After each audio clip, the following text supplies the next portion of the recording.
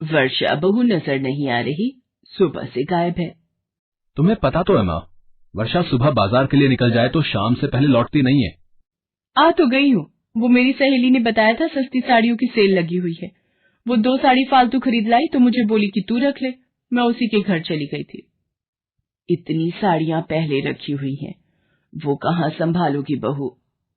माँ जी, मुफ्त में कोई चीज मिले तो लेने में हर्ज ही क्या है?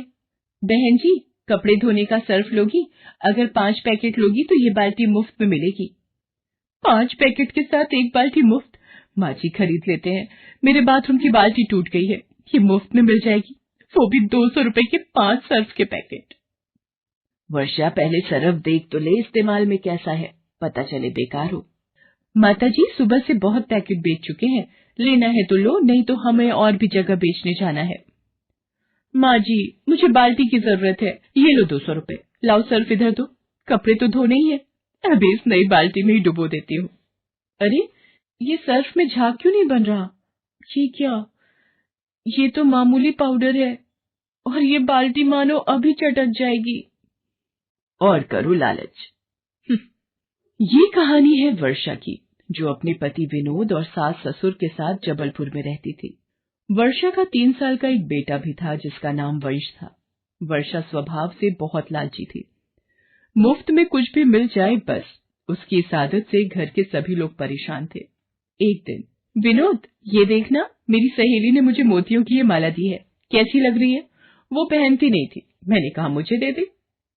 अच्छी है, पर ऐसे हर बार तुम किसी न किसी सहेली के घर जाती हो और कोई ना कोई चीज लेकर आती हो, अच्छा नहीं लगता। विनोद, तुम खुद तो कभी कुछ लाकर देते नहीं हो, और मेरी सहेलियां दें तो तुम्हें बुरा लगता है। विनोद, इसे कुछ भी कहना बेकार है। माँ जी, एक तो वैसे ही शादी के बाद इस घर में मुझे कोई सुख नहीं मिला, ऊपर से आप मुझे ही सुना रहे हो। अरे अब बस भी करो, तुम लोगों की सारा दिन चिक चिक सुनकर मोहल्ले वाले भी कहते हैं कोई भिंडी बाजार है हमारा घर। वंश आओ, तुम्हें तैयार कर दूं, बर्थडे में जाने का समय हो रहा है। अब आज किसका जन्मदिन है जो दोनों माँ बेटे तैयार होकर जा रहे हो? दादी, मेरे दोस्त दीपक का बर्थडे है, वो बहुत बड़े फार्म हाउस में पार्टी दे रहा है, इसलिए मम्मी पापा दोनों को ले जा रहा हूँ। ये सफेद कमीज और कोट पहन लेना जी, तुम्हारे लिए कल स्पेशल खरीद कर लाई थी। इतने पैसे वाले लोगों के बीच कुछ तो ढंग के दिखो। वर्षा विनोद और वंश के साथ बर्थडे पार्टी में पहुंचती है। वहां पर उसे उसकी सहेली मीनल मिल जाती है। अरे वर्षा, और बता कैसी है? कोई बड़े दिनों बाद मिलना हुआ। ये तो तूने वही साड़ी पहनी है ना जो मैंने तुझे सस्ते दामों पर बेच दी थी? यहाँ तो चुप हो जा मीनल, वो तो काफी पुरानी बात हो गई, किसी ने सुन लिया तो। वर्षा जरा इधर आना। देखा, मैं तभी बोल रहा था, यूं लालच में आकर बिना सोचे समझे कुछ भी खरीदती रहती हो। मम्मी, मुझे भी इस साल अपना बर्थडे ऐसे ही फार्म हाउस पर मनाना है। इतनी धूमधाम से जन्मदिन मनाना बेटे तेरे पापा के बस की बात नहीं है, भूल जा। किसी बड़े खानदान में पैदा हो जाता तो शायद ऐसा धूमधाम वाला जन्मदिन मना पाता। चलो, काफी देर हो गई है, ऑटो भी नहीं मिलेगा। क्या हुआ वंश बेटा, दीपक के साथ कुछ देर और खेल लो। बस सर, ऑटो मिल जाए तो टाइम से घर पहुंच जाएंगे। इसमें चिंता की क्या बात है, मैं अभी ड्राइवर को बोलता हूँ, वो आप लोगों को छोड़ आएगा। अरे नहीं सर, आप परेशान। वो हमारी गाड़ी ठीक होने गई है, इसलिए हम कैब करके आए थे, अब हो नहीं रही तो ऑटो। विनोद, जब मिस्टर अरोड़ा इतना जोर दे रहे हैं तो चल लेते हैं, बड़ी गाड़ी में बैठने का अलग ही मजा है और ऑटो के पैसे भी बच जाएंगे। वर्षा विनोद को जबरदस्ती मिस्टर अरोड़ा की गाड़ी में चलने के लिए कहती है और मजबूरीवश विनोद को उसका कहना मानना पड़ता है। जब से वर्षा बड़ी गाड़ी में बैठकर आई थी, तब से ना जाने रोजाना कौन से सपनों में खो जाती थी। ऐसे ही एक दिन, काश इतनी बड़ी गाड़ी हमारे पास भी होती तो उसमें सचमुच कितना मजा आता। आलीशान घर, बड़ी गाड़ी, दौलत, शोहरत, सब कुछ हो तो कितना मजा आए जिंदगी जीने का। बेटी, दौलत शोहरत से खुशियां नहीं खरीदी जा सकती। आप कौन हो जो मुझे ये उपदेश दे रहे हो? और कौन कहता है पैसा सारी खुशियां नहीं देता? अगर मेरे पास भी पैसा हो तो मैं तो बस खुश ही खुश रहूं।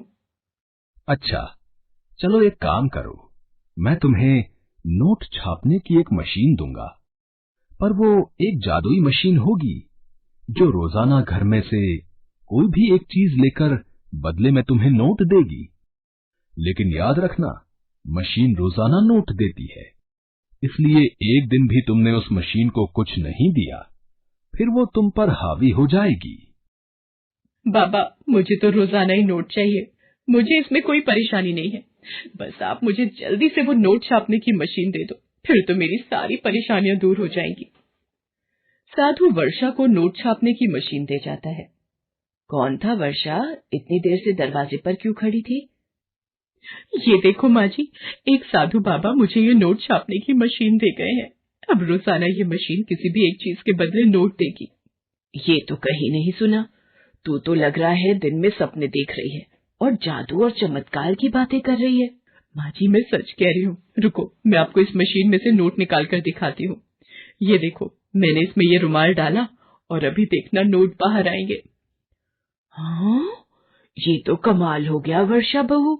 इस मशीन में तो नोट छपकर बाहर आ रहे हैं। सुनो जी, ये देखो, वर्षा बहू को एक साधु बाबा नोट छापने की मशीन ये मशीन तो सच में नोट छाप रही है।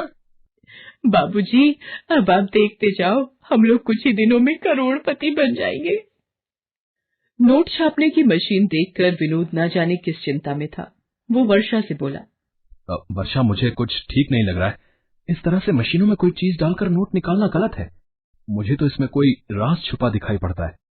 ऐसा ना हो ये लालच तुम्हें ले डूबे और कहीं तुम्हें पछताना न पड़े। अरे, पछताऊंगी क्यों?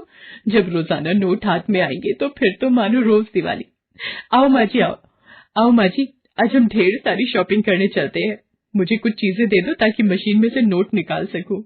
मम्मी, मुझे भी ढेर सारे महंगे खिलौने खरीदने हैं। मेरे दोस्त दीपक के पास बहुत बढ़िया और महंगे खिलौने हैं। ठीक है, आज तुम जितने मर्जी खिलौने खरीद लेना। मेरे पास बहुत पैसे हैं जो कभी खत्म नहीं होंगे। इस तरह वर्षा ने पैसे आते ही घर का नक्शा बदल दिया। नया घर, गाड़ी, धन दौलत सब कुछ उसके पास आ गया। एक दिन, हेलो मीनल, मेरे बेटे वंश का हैप्पी बर्थडे है, तो तुम्हें भी आना है। बहुत बड़े 5 स्टार होटल में पार्टी दे रही हूँ। ठीक है, बाय। वर्षा, ये क्या, तुम वंश के जन्मदिन की पार्टी दे रही हो? अरे, आज जब हमारे पास पैसों की कोई कमी नहीं है तो हम अपने वंश का जन्मदिन बहुत धूमधाम से मना सकते हैं। वर्षा वंश के जन्मदिन की तैयारियां कर रही थी। अचानक, विनोद, तुमने वंश को देखा है? दिखाई नहीं दे रहा। अपने कमरे में होगा। इतने सारे वीडियो गेम, महंगे खिलौने तुमने लाकर दे दिए, अब तो उन्हीं में लगा रहता है। वर्षा, सुबह से वंश अपने कमरे में ही बैठा है। मैं वंश को बुलाकर लाता हूँ। वंश बेटा, वंश, कहाँ हो? वंश कहाँ गया? मेरा मन घबरा रहा है। ऐसे घर से कहाँ जा सकता है? इधर उधर जरा पड़ोस में ढूंढो। आज जन्मदिन पर हमारे पैर छूने भी नहीं आया, नहीं तो सबसे पहले उठकर हमारे पास आता है। ये नोट मशीन में वंश की टी शर्ट कैसे नजर आ रही है? वंश, वंश, इसका मतलब नोट मेरे वंश को खा गई। क्या हुआ, रोने क्यों लगी? विनोद, मुझे साधु बाबा ने बोला था, अगर इस नोट मशीन में एक भी दिन कुछ नहीं गया तो ये हम पर हावी हो जाएगी, और ऐसा ही हुआ। आज मैंने मशीन का इस्तेमाल नहीं किया तो इस मशीन ने खुद से मेरे वंश को अपने में ले लिया, और ये देखो बदले में नोट छपे हुए। मेरे बच्चे के बिना मैं क्या ऐश करूंगी। वर्षा रोने लगती है, पर नोट वाली मशीन वर्षा के पति विनोद, सास और ससुर तीनों को खींच लेती है और बदले में ढेर सारे नोट मशीन से बाहर आ जाते हैं। ये नहीं हो सकता, मैं अपने परिवार के बिना ये सब धन दौलत क्या करूंगी। मेरी असली दौलत तो मेरा परिवार है। साधु बाबा आप सही कह रहे थे, मुफ्त का धन खुशी नहीं देता, मेहनत से जितना भी कमाओ खुशी देता है। बाबा ये मशीन वापस ले लो, मुझे मेरे अपने दे दो, मैं कभी लालच नहीं करूंगी। नोट मशीन मेरे परिवार के लोगों को वापस कर, नहीं तो मैं तुझे तोड़ दूंगी। हे भगवान, इसके दिन में देखने वाले सपनों ने तो दिमाग खराब किया हुआ है, तभी नींद में सब कुछ फेंक रही है। वर्षा, ओ वर्षा, आज वंश का जन्मदिन है, उसके दोस्त आते ही होंगे। भटूरे का आटा तैयार कर दिया है, जाकर छोले बना ले। विनोद केक लेने गया हुआ है और तेरे बाबूजी वंश के साथ गुब्बारे फुलाने में लगे हुए हैं। ये सपना था, मेरे अपने मेरे पास है। माँ जी इधर आना, आज आपको गले लगाने का मन हो रहा है। आज इतना लाड क्यों दिखा रही है? कहीं इसलिए तो नहीं छोले भी मैं ही बना दूं? ऐसे और वीडियो देखने के लिए हमारे चैनल को सब्सक्राइब करें।